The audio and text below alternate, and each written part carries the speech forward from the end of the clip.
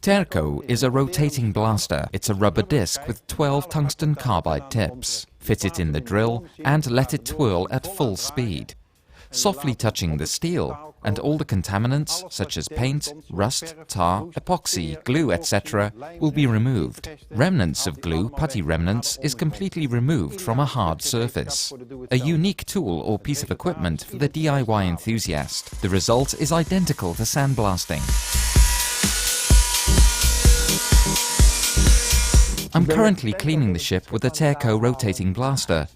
A practical and user-friendly tool. Give no pressure and it will go a lot faster than sandblasting.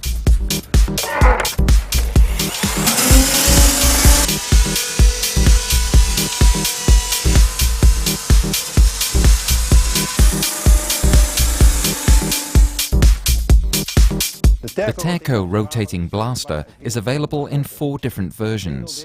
The single-disc version is used for minor spot repairs, like little rust spots and such like. The double disc for a polyester boat with a steel keel, to clean the keel thoroughly. The triple disc is used for larger surfaces, an underwater hull or a deck. What's more, the multi-8 discs laid side by side for large operations for the professional market.